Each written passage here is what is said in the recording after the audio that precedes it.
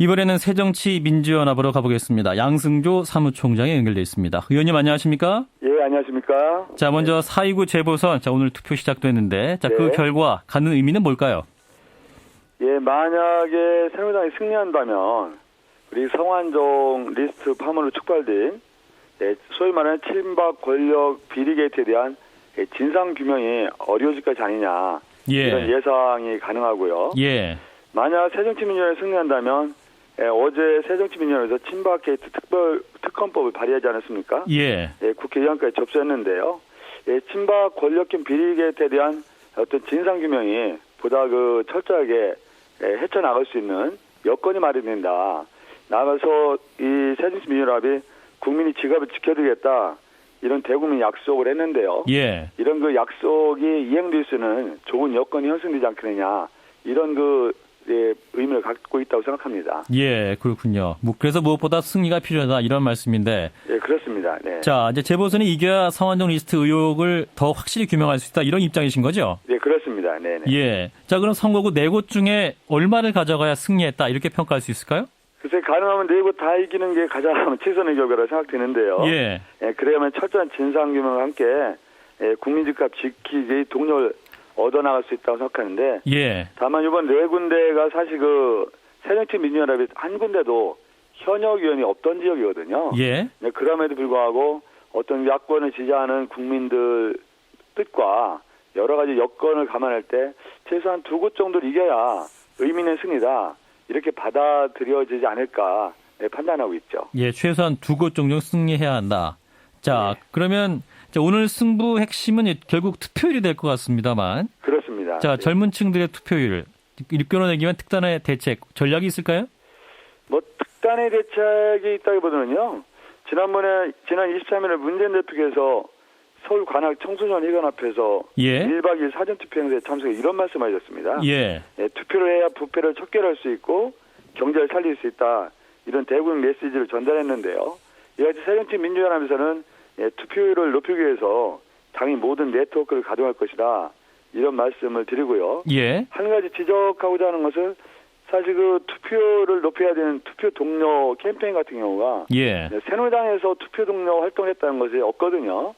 그 의미가 무엇인지 우리 국민들께서 잘 찬찬히 살펴주셨으면 좋겠다라는 말씀을 드리고자 합니다. 그럼 그 의미가 뭘까요? 이제 투표율이 높으면 야당이 유리하다. 이게 속설이었는데 요즘에 그때 말씀을 안 드려도 아시리라 생각되고요.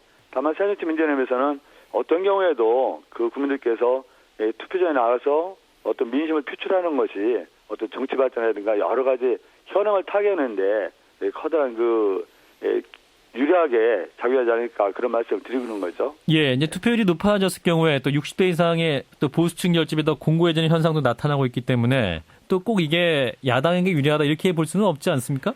그렇습니다. 반드시 야당이 유리하다, 여당이 불리하다라고는 볼 수 없고요. 어떻게 보면 선거구별 특성에 따라 다른 면도 있겠죠. 그렇지만 대체적으로 투표율이 낮을 때는 어떤 60대 이상이라든가 30대 이상의 투표 성향을 볼 때 투표율이 낮으면 아무래도 새정치민주연합 야권에 좀 불리하고 투표율이 높으면 여권에 좀 유리하다. 이런 게 일반적인 정설이라고 보고 대체로 그런 판단이 옳으라고 생각합니다. 다만 아주 일률적으로 판단할 수는 없는 거죠.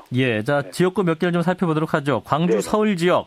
자, 만약에 이제 이 광주에서 새정치민주연합 후보가 진다면 이제 1988년 소선구제 전환 이후 또 처음 있는 일이라는 얘기가 있고 또 가뜩이나 호남 홀대론 혹은 또 동교동교의 갈등 등으로 이제 홍역을 치렀던 문재인 대표에게는 또 어떤 큰 의미를 가질 수 있을 것 같은데 어떻게 예상하십니까?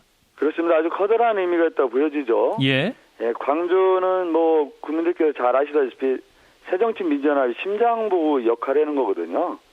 그러한 광주에서 천정배 후보가 당선된다면 지금 그런 흐름도 있지만 호남신당 창당 우려가 있지 않습니까? 그래서 이번 재보선 과정에서 1차 분열에 의해서 2차로 야권 전체의 분열을 초래할 가능성이 있는 거죠.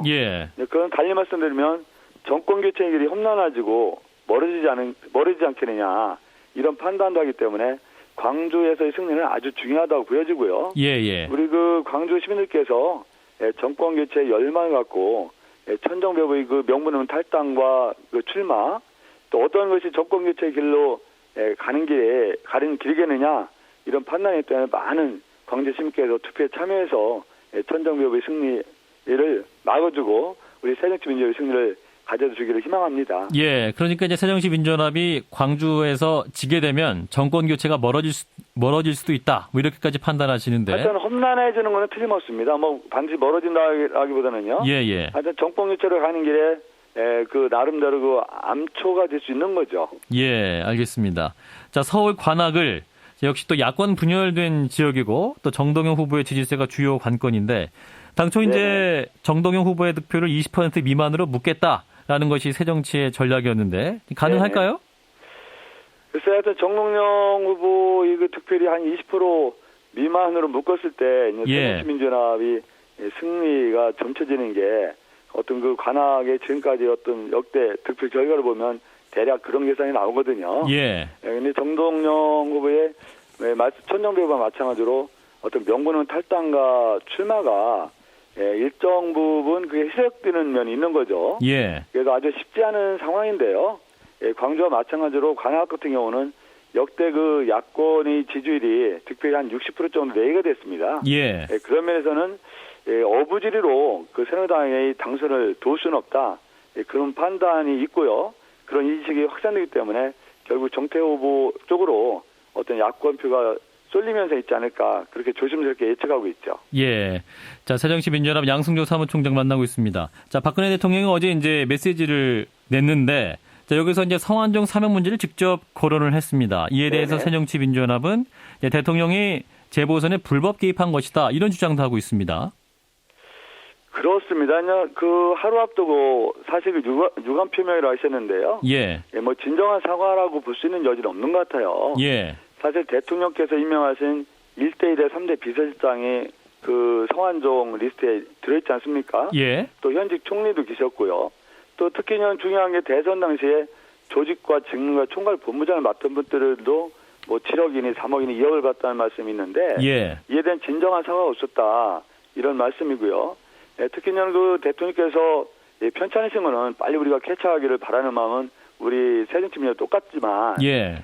재보궐선거를 하루 앞두고 어떻게 보면 그 대통령 특별 사면에 대해서 말씀하시는 거는 우리 새누리당이 주장하는 물타기 어떤 일종이라고 보여지고요. 예. 전전날 아주 중요한 와병설이라든가 이런 걸 말씀드린 거는 결과적으로 선거에 영향을 주기 위한 그 행동이 아니셨느냐.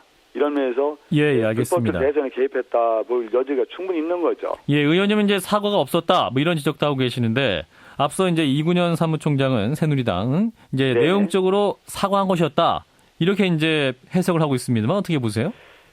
그래서 저희가 받아들일 때는요 유감이라고 하셨는데요. 예. 이완구 총리가 그런 의혹이 100% 해명되지 않았음에도 불구하고 사퇴하신 게 유감이라는 건지 아니면 대통령 당신께서 임명하신 비서실과 총리라든가 대선 때 어떤 핵심 그 직책을 맡았던 분들이 연루된 게 유감이라는지 불분명해 보여요. 예. 그런 면에서는 먼저 대통령의 진솔한 사과라는 게 먼저 선행되어야 되지 않았을까 이렇게 판단하고 있는 거죠. 예. 어떤 유감의 대상이 명확하지 않았다 이런 판단이신 것 같은데. 네, 그런 면에서 충분히 있습니다. 예. 자, 끝으로 이제 새누리당 김무성 대표의 호남 총리론 어떻게 보십니까? 짧게 답변하신다면?